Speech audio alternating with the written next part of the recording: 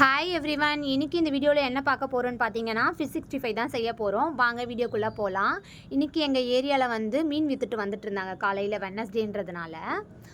இந்த மீன் பேர் என்னன்னு கேட்டேன். டியூனா மீன் அப்படின்னு சொன்னாங்க. இது வரைக்கும் ட்ரை பண்ணதில்லை. சரி ஓகே இந்த மீன் ட்ரை பண்ணுவோம் அப்படின்னு சொல்லி வாங்கியிருந்தேன். அவங்க ஸ்லைஸாக கட் பண்ணி கொடுத்தாங்க. எனக்கு வந்து என்ன பண்ணணுன்னு பார்த்தீங்கன்னா சிக்கன் 65 செஞ்சுருக்கேன், ஃபிஷ் 65 செஞ்சதில்லை. ஸோ அதனால் வந்து போன்லெஸ்ஸாக கொஞ்சம் கட் பண்ணி கொடுங்க அப்படின்னு சொன்னேன்.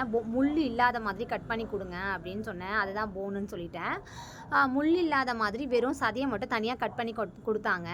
சரி கொஞ்சமாக ட்ரை பண்ணி பார்க்கலாம், அதிகமாக செஞ்சுட்டு நல்லா இல்லைன்னா என்ன பண்ணுறதுன்னு சொல்லி கொஞ்சமாக எடுத்து என்ன பண்ணேன், மஞ்சத்தூள் போட்டு ஒரு 3லேருந்து 4 தடவை வந்து வாஷ் பண்ணிவிட்டு ஒரு சொட்டு தண்ணி இல்லாத அளவுக்கு தட்டில் வச்சுக்கிட்டேன்.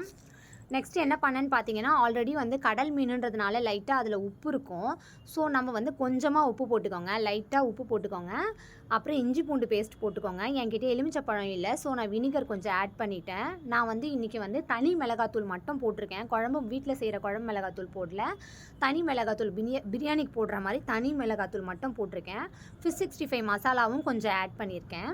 ஆட் பண்ணிவிட்டு என்ன பண்ணேன், நல்லா அதில் மீனில் வந்து சாறுற மாதிரி நல்லா கலந்துட்டு கொஞ்சம் போட்டதுக்கப்புறம் கருவேப்பிலையை வந்து குட்டி குட்டியாக கட் பண்ணிவிட்டு அதில் போட்டு நல்லா கலந்துக்கிட்டேன். ஒரு 2லேருந்து 3 நிமிஷம் வந்து மீனில் அது மசாலாலாம் ஏறட்டும்னு விட்டுட்டு கார்ன்ஃப்ளவர் வந்து ஆட் பண்ணிக்கிட்டேன். கார்ன்ஃப்ளவர் ஆட் பண்ணி கலந்து விட்டுக்கிட்டேன். நான் இன்றைக்கி வந்து மைதா மாவு ஆட் பண்ணல, ஏன்னா மைதா மாவு ஆட் பண்ணால் போண்டா மாதிரி வருதுன்னு சொல்லிட்டு அதை நான் ஆட் பண்ணவே இல்லை. ஒரு 5 நிமிஷம் வந்து நல்லா அது கூட கோட் ஆகட்டும் அப்படின்றதுக்காக மூடி வச்சுருந்தேன். அந்த மசாலாலாம் நல்லா மீனில் கோட் ஆகட்டும்ன்றதுக்காக மூடி வச்சுருந்தேன். இன்னொரு பக்கத்தில் வந்து கடாயில் எண்ணெய் ஊற்றி காய வச்சிட்ருந்தேன்.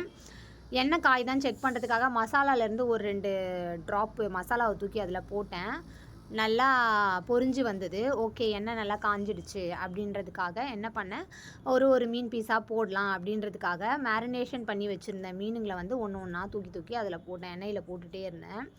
எண்ணெய் வந்து ரொம்ப காஞ்ச மாதிரி இருந்தது, அதனால் வந்து ஸ்டவ்வை ஆஃப் பண்ணிட்டேன்.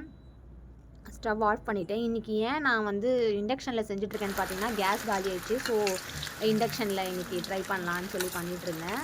மசாலா மீனை போட்ட உடனே வந்து திருப்பி விடக்கூடாது, ஏன்னா மசாலாங்கெல்லாம் வந்து பிரிஞ்சிரும். ஒரு 2 நிமிஷம் கழிச்சதுக்கப்புறம் திருப்பி விடுங்க.